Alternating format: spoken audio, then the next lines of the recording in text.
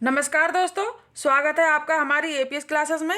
आपसे विनती है कि आप हमारे चैनल को सब्सक्राइब, शेयर, कमेंट करना ना भूलें। साथ ही घंटी का निशान जरूर दबाएं, जिससे हमारी अगली वीडियो आप तक सबसे पहले पहुंचे। चलिए दोस्तों, आगे बढ़ते हैं। आज हम पढ़ेंगे विकार या रूपांतर के आधार पर शब्दभेद। ठीक है, आज हम क्या पढ़ेंगे? विकार या रूपांतर के आधार पर शब्दभेद। इन्हें रूप या प्रयोग के आधार पर भी शब्दभेद बोला जाता है। ठीक है, इन्हें दो भागों में बांटा गया है। कितने भागों में बांटा गया है? दो भागों में।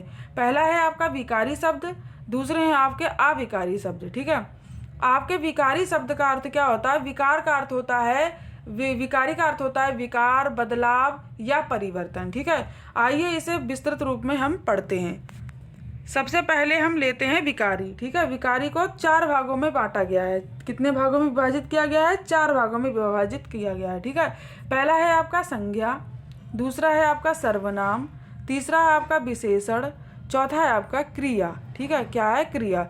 देखिए, इन्हें आप समझ लीजिए। संज्ञा, सर्वनाम, विशेषण, क्रिया अगली क्लास में मैं आपको पढ़ाऊंगी। ठीक है, देखिए कभी कभी प्रश्न ऐसे भी बन जाता है कि संज्ञा विकारी शब्द में आता है या अविकारी में आता है, सर्वनाम विकारी में आता है या अविकारी में आता है। ठीक है, विशेषण विकारी में आता है या अविकारी में आता है, क्रिया विकारी में आता है या अविकारी में आता है। ठीक है, तो इस तरह से इसे आप समझ लीजिए कि संज्ञा, सर्वनाम, विशेषण, क्रिया। चलिए अब हम समझते हैं सबसे पहले कि आखिर विकारी शब्द होते क्या हैं।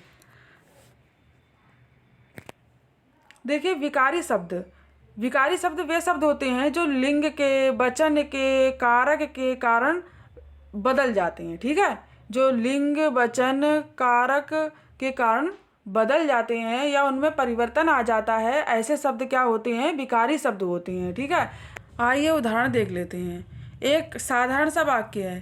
क्या है वाक्य? लड़का पढ़ रहा है। ठीक है, क्या है? लड़का पढ़ रहा है। ठीक है, अगर हम लड़का पढ़ रहा है को अगर हम लिंग के आधार पर परिवर्तन में लेकर आएंगे तो हो जाएगा लड़की पढ़ रही है। क्या हो जाएगा? लड़की पढ़ रही है। क्यों हो जाएगा? क्योंकि देखिए, लड़का हमारा पुल्लिंग है।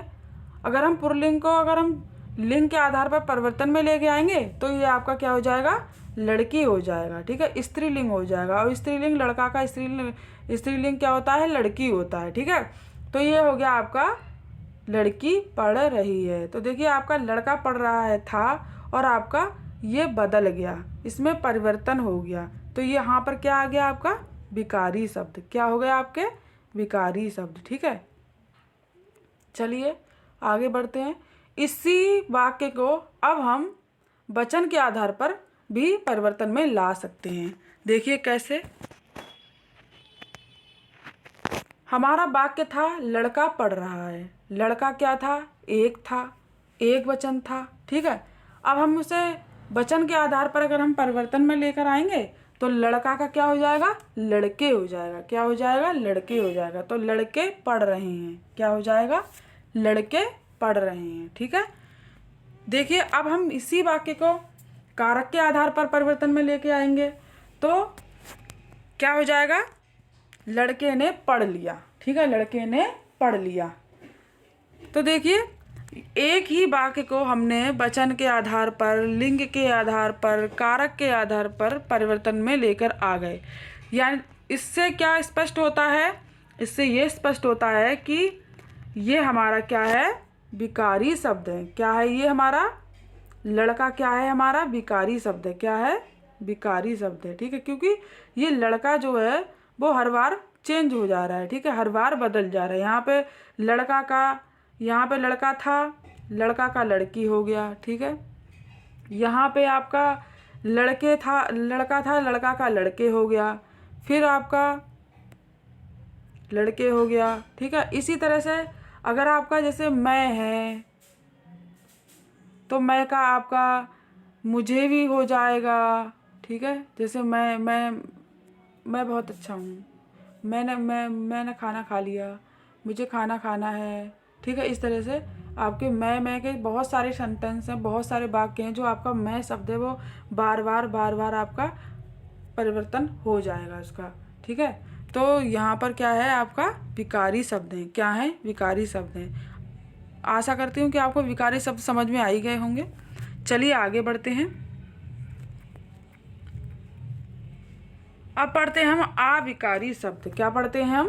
अविकारी शब्द। ठीक है, अब अविकारी शब्द क्या होते हैं, देखिए अविकारी शब्दों को भी, आ का मतलब क्या होता है, आ का मतलब होता है नहीं, विकारी का मतलब बदलाव या परिवर्तन। ठीक है, तो जिन शब्दों में बदलाव या परिवर्तन नहीं होता या विकार नहीं होता है वो आपके क्या होते हैं, अविकारी शब्द होते हैं। ठीक है, तो देखिए अविकारी शब्द जो हैं, अविकारी शब्द को अव्यय शब्द भी बोला जाता है, को भी 4 भागों में विभाजित किया गया है। पहला आपका है क्रिया विशेषण, दूसरा आपका है संबंध बोधक अपव्यय, तीसरा आपका है समुच्चय बोधक अपव्यय। ठीक है, देखिए ये भी प्रश्न इस तरह से बन जाता है कभी कभी कि आपका क्रिया विशेषण अविकारी में आता है कि विकारी में आता है, संबंध बोधक भी आपका अविकारी में आता है या विकारी में आता है। इसी तरह से इन दोनों को भी ऑप्शन में दे देते हैं, इस तरह से आपका एक प्रश्न बन जाता है। ठीक है, इन्हें भी मैं आपको अगली क्लास में पढ़ाऊंगी। चलिए आगे बढ़ते हैं, अब हम पढ़ते हैं अविकारी शब्द। ठीक है, क्या पढ़ते हैं हम, अविकारी शब्द। ठीक है, जो शब्द सदैव एक से रहते हैं, ठीक है,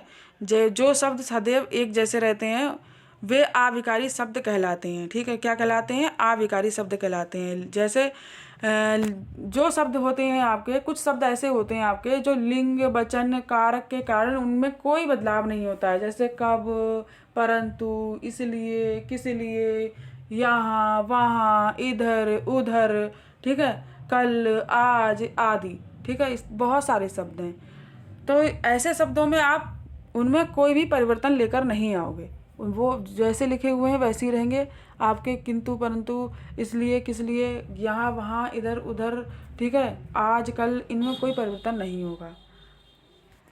एक उदाहरण दे रखा है, जैसे कि आपका ये है, आज सोमवार है। ठीक है, क्या है, आज सोमवार है, तो आज सोमवार है, आज आपका मूल शब्द है, क्या है, मूल शब्द है।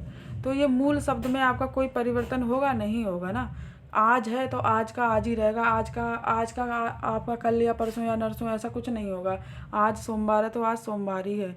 आपका ये आज जो है, आज आपका मूल शब्द है, इसमें वचन, लिंग और आपका कारक के अनुसार कोई भी परिवर्तन नहीं हो पाएगा। ठीक है, ऐसे ही आपका कल है, कल में भी आपका वचन, लिंग और कारक के अनुसार कोई भी परिवर्तन नहीं हो पाएगा। ठीक है, तो देखिए वीडियो समाप्त करते हैं। नमस्कार दोस्तों, आशा करती हूँ कि आपको मेरी वीडियो समझ में आई होगी। ठीक है, अगर आपको मेरी वीडियो अच्छी लगी हो तो आप सब्सक्राइब करना ना भूलें। नमस्कार।